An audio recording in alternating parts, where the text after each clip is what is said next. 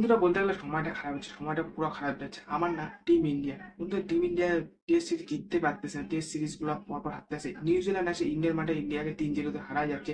But India ইংল্যান্ডের test series খেলা হচ্ছে, টেস্ট সিরিজ ইন্ডিয়া হেরে যাচ্ছে। 4 নম্বরটা জিতার কোনো রাস্তা নেই, এটা হলে ড্র হবে, নালে ইংল্যান্ড জিতে যাবে।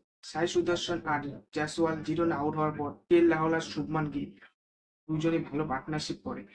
রাহুল 90 রান করে আর শুভমান গিল সেঞ্চুরি করে আউট যায়। এখন বর্ষা রবীন্দ্র জাডেজা অসিত সুন্দরের উপর নাম্বার টেস্টে ইন্ডিয়া কন্ডিশন ছিল, কিন্তু ইন্ডিয়ার খেলোয়াড়গুলো যেভাবে লড়তেছে, রাহুল দিয়ে শুরু করে শুভমান গিল শুরু করে রবীন্দ্র সুন্দর যেভাবে খেলতেছে, এখন আমাদের 35 খেলতে লাগবে। আমাদের কন্টিনিউ করতে খেললে আমাদের ম্যাচটা ড্র হয়ে যাবে। রবীন্দ্র জাডেজাও হাফ সেঞ্চুরি করে সুন্দর হাফ সেঞ্চুরি করছে।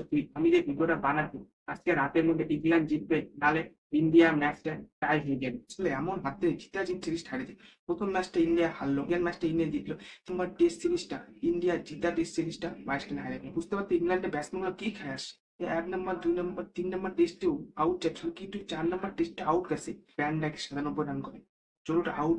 কিন্তু এমন এমন ইনিংস খেলে দিয়ে যাচ্ছে বলার বাইরে। 150 রানে একটা সুন্দর নক খেলেছে। টাইমের থেকে পিরিয়ড আসার পর থেকে বেশ কি হয়েছে, ক্যাপ্টেন্সি ব্যাটিং ও বোলিং এ দুর্দান্ত করতেছে। ব্যাটিং করতে নামলে 141 রান একটা ভালো ইনিংস নিয়ে, বোলিং করতে আসে 5 উইকেট নিচ্ছে, হিসেবে দুর্দান্ত করতেছে। 4 নম্বর টেস্টে যে কোনো বলার বলো, বুমরা বলো, সিরাজ বলো, আর যে কোনো বলারই বলো, কোনো বলার 4 নম্বর টেস্টে অতটা অ্যাক্টিভ ছিল না। সেখানে বুমরার মতো লেজেন্ডারি বলার 100 রানের উপরে রান খায়, সেখানে সিরাজের মতন বলার 100 রানের উপরে রান খায়, সেখানে জাডেজার মতন নাম্বার 1 অলরাউন্ডার 100 রানের উপরে রান খায়। ওই জাডেজার 4টা উইকেট নিচ্ছে, কুশল 4টা উইকেট নিচ্ছে 4 নম্বর টেস্টে। বলারগুলো পারফরমেন্স খারাপ ছিল বলে 100 রানের মতো লিগ ইন্ডিয়াকে দেখো। এখানে ইংল্যান্ডের ব্যাটসম্যান গুলো এত সুন্দর খেলতেছে, এত পারফরমেন্স দিচ্ছে, সেখানে আমার ইন্ডিয়ার ব্যাটসম্যান একদম পারফরমেন্স দিতে পারছে। যেমন যেখানে সাইড রয়েছে, যেমন সাইড শুট হচ্ছে 4 বল 0 রান করে আউট যায় সে ইনিংসে। সেকেন্ড বার যখন সাইড শুটের নাম 48 বল 30 রান করে আউট যায়।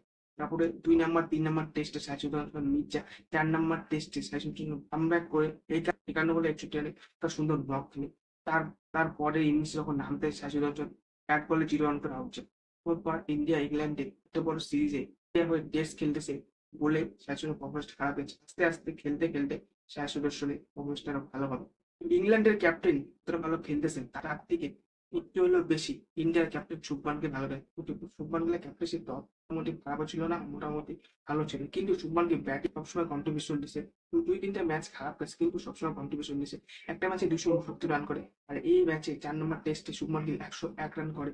প্রথম টেস্ট ম্যাচে শুভমান গিল 227টা বলে 147 রান করে একটা সুন্দর একটা নক খেলে, যেটা সেই ইনিংসে মনে হয় 19টা 4 মারে, একটা 6 মারে। এবার ছিল সেটা ছিল 64.76। ইনিংসে শুভমান গিল দ্বিতীয়বার নামতে আসে, 16 বলে 8 রান করে একটা 4 মারে, 50 এভারেজ। 2 নম্বর টেস্টে যখন শুভমান খেলতে আসে, শুভমান গিলের ফর্মটা একদম হাই লেভেলের ছিল। 387টা বল খেলে, 269 রান করে, 30টা 4 মারে, 3টা 6 মারে। ব্যাটিং এভারেজ হলো 69.51। যখন দ্বিতীয় ইনিংসে ব্যাট করতে আসে শুভমান গিল 62 বলে 61 রান করে, 4 মারে 13টা, 6 মারে 8টা, ব্যাটিং এবার 90.32, মানে সুন্দর ফর্মে 2টা সেঞ্চুরি মারে। 3 নম্বর টেস্টে শুভমান গিলের ফর্মটা অতটা ভালো যায়নি। 44 বলে 16 রান করে, তার মারে 2টা, 6 মারে 0টা, এবারে 33.33। টেস্টে যখন শুভমান গিল ব্যাট করতে 9 বলে 6 রান করে, 4 মারে একটা, 6 মারে 0টা, আর ব্যাটিং এভারেজ হলো 60.37। সেকেন্ডবার টেস্টে শুভমান গিল ব্যাট করে প্রথম ইনিংসটা তো ভালো যায়নি, 23 বলে 12 রান করে, একটা 4 মারে, 6 মারে 6 একটাও মারেনি, ব্যাটিং হয় 52.17। দ্বিতীয় ইনিংসে শুভমান গিল ব্যাট করতে আসে 238 বলে 103 রান, 3 রান মানে 12টা, 6 একটা মারতে পারেনি, আর এবার ছিল 43.18। বলতে গেলে শুভমান গিল ক্যাপ্টেনশিপটা অত ভালো ছিল না, অত খারাপ ছিল না, কিন্তু শুভমান নিজের ব্যাটিংয়ে টিমকে নিজের বেস্টটা দিছে। 4 নম্বর টেস্টটা ইন্ডিয়া হারিয়ে যাওয়া তাও কোনো যায় আসে। ইন্ডিয়া ফার্স্ট থেকে 4 নম্বর টেস্ট অব্দি ইংল্যান্ডের সঙ্গে ভালোই টক্কর দিছে টিম ইন্ডিয়া। সচিন টেন্ডুলকার টেস্টে 119টা সেঞ্চুরি করতে নিছে 329টা ম্যাচে, যেখানে জরুর 104টা সেঞ্চুরি করছে 286টা ম্যাচে। জরুরকে বেশি সেঞ্চুরি লাগে না, দেখতে গেলে 18 সেঞ্চুরি লাগে শুধু টেন্ডুলকারকে টপকাতে। কিন্তু টেস্টে ভালো খেলতো, কিন্তু ওডিআই টি-টোয়েন্টি অতটা ভালো খেলতো না। ওডিআই চ্যাম্পিয়নশিপে জরুর যে 107 গুলো মারতেছিল, তখন অনেকগুলো খেলোয়াড় বুঝে গেছিল টেস্টে কিছু না কিছু করবে। টেস্টে এসে জরুর যে ঝড় তুললো বলার হয়। 4 নম্বর টেস্টে জরুর এমন খেলে যে তাদের কথা বলতে গেলে সেখানে জরুর একদম টপকায় সেকেন্ড নাম্বারে চলে আসে। টিকি পন্টিক এবং নানা খেলোয়াড়কে টপকে সেকেন্ডে চলে আসে। জরুর কি সচিন টেন্ডুলকার রেকর্ড ভাঙতে পারে? একটি কমেন্টে জানান।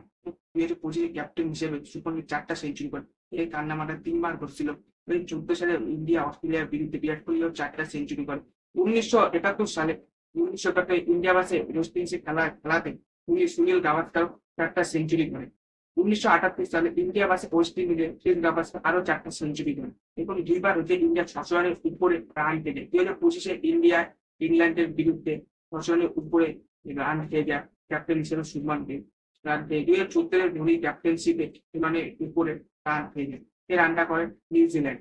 বলতে গেলে আরেকটা খেলোয়াড়ের নাম না বললে নাম হলো তেল লাজাওয়া ব্রাউন। প্রথম দ্বিতীয় তৃতীয় চতুর্থ টেস্টে ভালো পারফরমেন্স, প্রথম টেস্টে সেঞ্চুরি করে, তার পরের টেস্টে হাফ সেঞ্চুরি করে, তার পরের টেস্টে সেঞ্চুরি করে, আর এই টেস্ট ম্যাচে 90 রান করে আউট যায়। আরো ব্যাটিংটাও ভালো করে রবীন্দ্র জাদেজা, ঋষভ পান্ট, ওয়াশিংটন সুন্দর আর নানা খেলোয়াড় ভালো কন্ট্রিবিউশন দেয়। আপনারা ভালো করে লাইক কমেন্ট শেয়ার আমার চ্যানেলটা সাবস্ক্রাইব করে আমার চ্যানেলে এরকম ইন্টারেস্টিং ভিডিও পাইতে চ্যানেল ফটাফট সাবস্ক্রাইব করে দেন।